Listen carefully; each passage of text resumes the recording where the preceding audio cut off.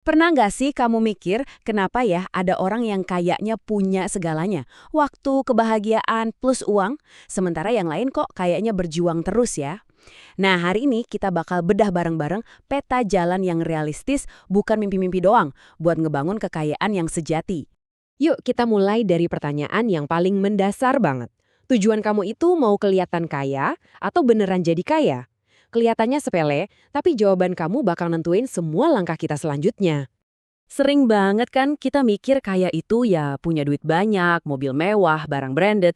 Tapi ada bedanya loh sama wealthy atau makmur.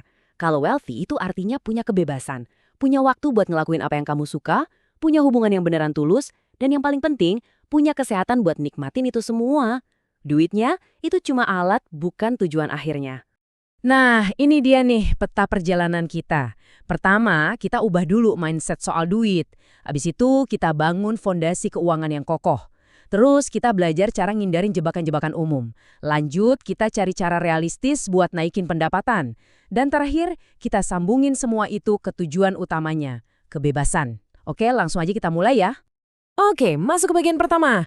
Kita perlu banget nih nentuin ulang tujuan kita. Soalnya percuma kan kita capek-capek naikin tangga, taunya tangganya nyender di tembok yang salah. Ada konsep keren banget nih yang ngebagi kekayaan jadi 5 pilar. Dan coba tebak, pilar finansial alias duit malah ditaruh di paling bawah. Loh kok gitu? Justru itu kuncinya. Karena duit itu cuma fondasi. Tujuannya buat nopang 4 pilar lain di atasnya. Kebebasan waktu, hubungan sosial yang sehat, pikiran yang tenang, sama badan yang sehat. Kalau 4 itu nggak ada, duit sebanyak apapun jadi nggak ada artinya kan? Oke, cukup teorinya. Sekarang kita masuk ke yang praktis-praktis. Gimana caranya ngebangun fondasi keuangan bener-bener dari nol? Nah, ini dia nih kenyataan pahit yang sering kita lupain. Buat 99% orang di Indonesia, masalahnya tuh bukan soal milih saham apa atau kripto mana yang lagi naik. Masalahnya jauh lebih dasar dari itu. Bisa nggak sih kita ngasilin duit dan nyimpan duit itu? Kalau kamu bisa nguasain ini bener-bener game changer pertama dan paling penting dalam hidupmu. Jadi, gimana caranya kita ngumpulin 100 juta pertama? Ini bukan soal hoki, tapi soal ngebangun sistem. Langkah pertama, bangun kebiasaan. Pisahin rekening, terus bayar diri sendiri dulu tiap gajian. 10% aja udah bagus buat mulai.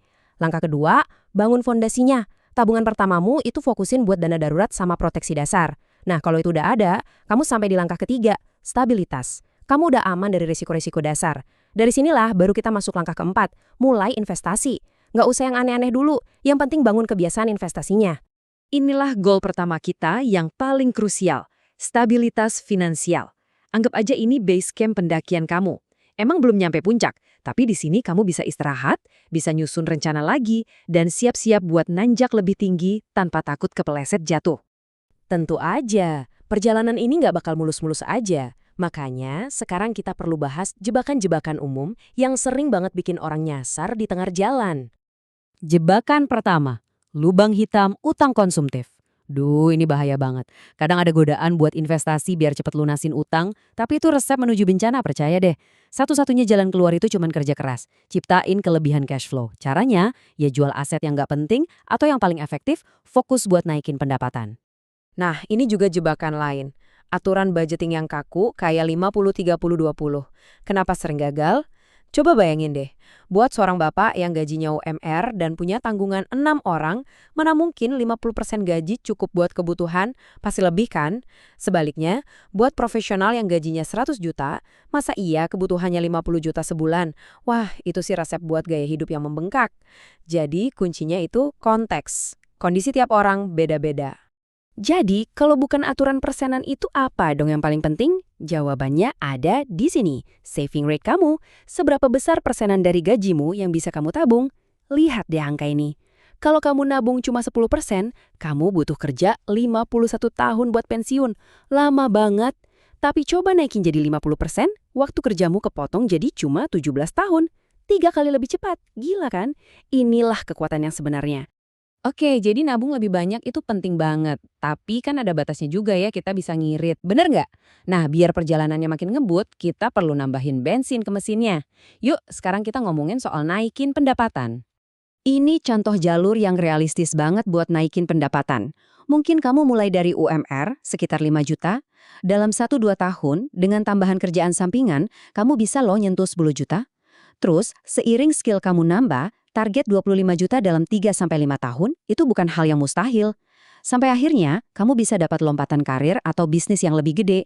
Ini bukan mimpi ya, ini hasil dari strategi sama usaha yang konsisten. Terus, mulainya dari mana? Nih, ada beberapa ide yang gampang diakses. Bisa dari yang kreatif kayak bikin konten atau nulis skrip, atau yang praktis kayak jadi kru event wedding di akhir pekan. Bisa juga jadi editor video atau foto, atau desainer grafis. Atau bahkan, manfaatin aja jaringan di kantor, jualan cemilan atau kopi. Kuncinya, mulai aja dari yang kecil. Setiap rupiah tambahan itu adalah langkah maju yang berarti. Oke, kita udah ngobrolin banyak soal gimana caranya. Sekarang, yuk kita mundur dikit dan ingat-ingat lagi soal kenapanya. Buat apa sih semua kerja keras dan disiplin ini? Kita kembali lagi ke tujuan akhirnya. Inilah puncaknya. Kebebasan finansial. Apa sih itu? Sederhananya, ini adalah titik di mana pendapatan pasif kamu, duit yang kerja buat kamu bahkan pas kamu lagi tidur, itu udah cukup buat nutupin semua biaya hidup. Ini bukan soal punya Lambo ya, tapi soal punya pilihan. Pilihan buat kerja karena kamu mau, bukan karena kamu harus. Pilihan buat ngejar passion kamu seutuhnya. Dan ini mungkin ide yang paling penting dari semua yang kita bahas hari ini. Ada harga yang harus dibayar untuk jadi beneran kaya, yaitu kesediaan untuk nggak kelihatan kaya. Ini paradoksnya. Kamu harus punya disiplin buat lebih milih ngebangun aset daripada sekedar beli status. Karena pada akhirnya, semua usaha finansial ini, semua angka-angka ini, cuma alat. Alat buat mencapai kehidupan yang benar-benar kaya. Kekayaan sejati itu adalah pas kamu nggak cuma punya duit, tapi kamu juga punya waktu, punya hubungan yang dalam, dan punya kesehatan buat nikmatin semuanya. Sekarang, kamu udah punya petanya. Pertanyaannya bukan lagi gimana caranya, tapi kapan mau mulai. Jadi saya mau tantang kamu nih, setelah pembahasan ini selesai, apa satu hal paling kecil yang bakal kamu lakuin hari ini juga? Mungkin buka rekening tabungan baru?